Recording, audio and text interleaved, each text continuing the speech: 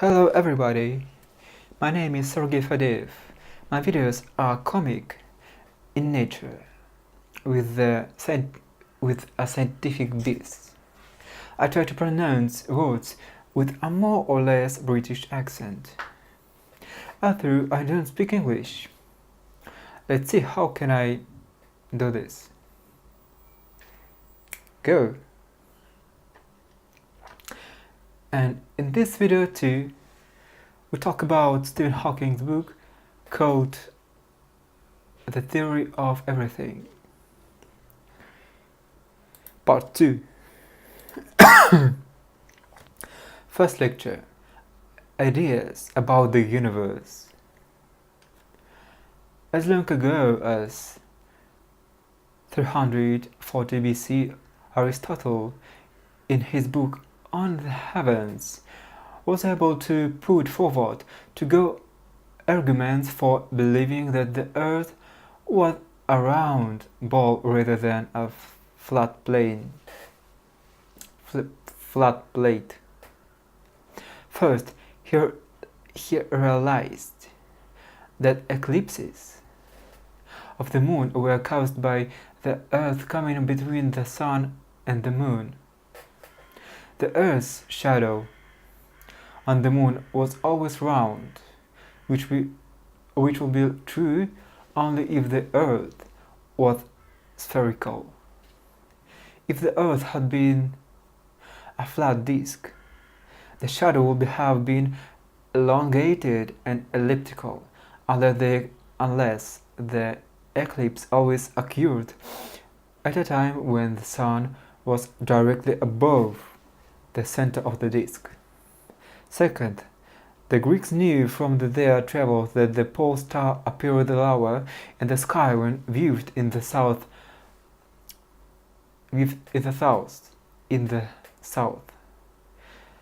than it did in more northerly regions, from the difference in the apparent position of the polar star in the Egypt,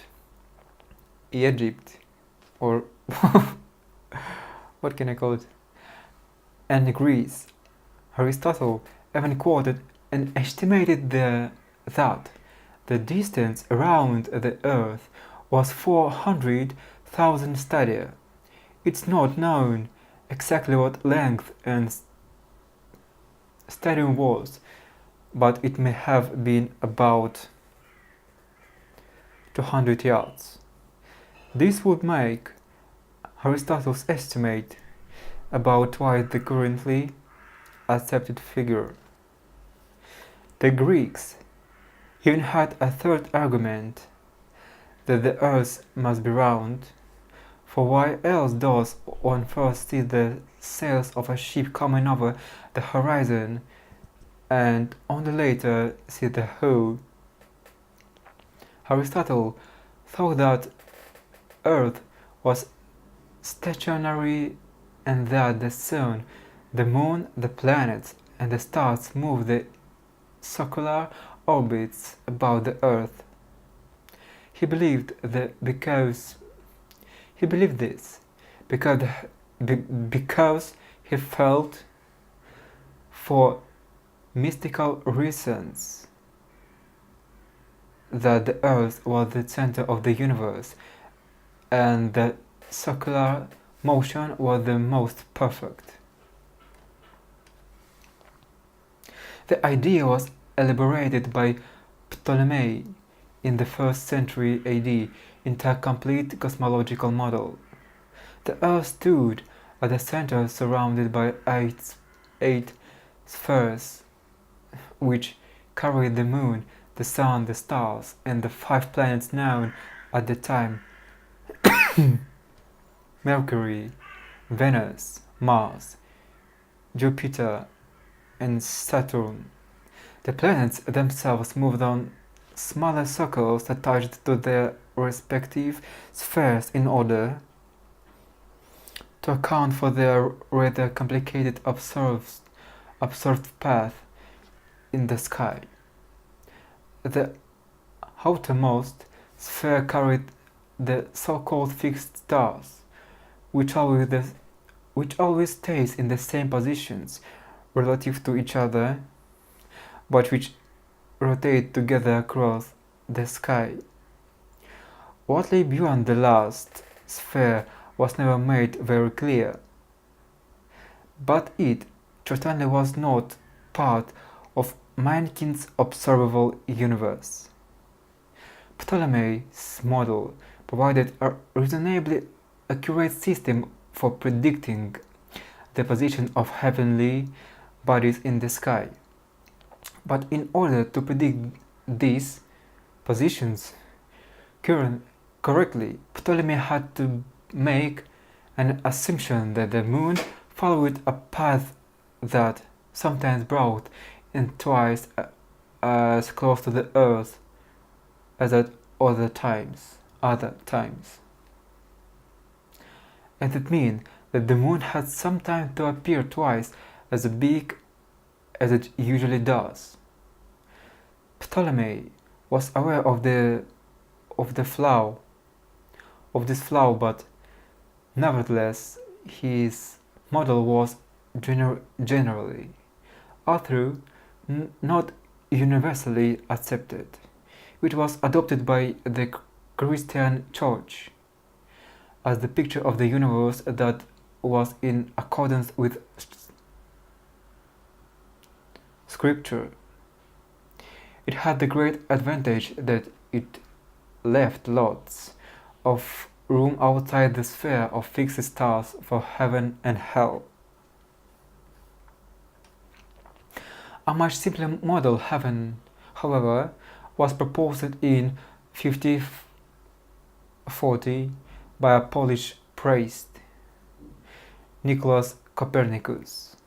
At first, for fear of being accused of heresy, Copernicus published his model anonymously. His idea was that the sun was stationary at the center of the earth and the planets moved in circular orbits around the sun. Suddenly, for Copernicus, nearly a century passed before the idea was to be taken seriously. Then, two astronomers, the German Johannes Kepler and the Italian Galileo Galilei, started publicly to support the Copernicus theory, despite the fact that the orbits it predicted didn't quite match the ones observed. The death of the Aristotelian Ptolemaic theory came in 1609. Galileo Galilei started observing the night sky with a telescope which had just been invented. When he looked at the planet Jupiter, Galileo found that it was accompanied by several small satellites or moons which orbited around it. This implied that everything didn't have to orbit directly around the Earth as Aristotle and Ptolemy had thought. It was, of course, still possible to believe that the Earth was stationary at the center of the universe, but that the moon of Jupiter moved on extremely complicated path around the Earth, giving the appearance that they orbited Jupiter. However, Copernicus' theory was much simpler. Thank you for it, and I don't know, please leave your comment below and write what you want to hear, what you would like to hear on this channel. Maybe, I don't know. Bye.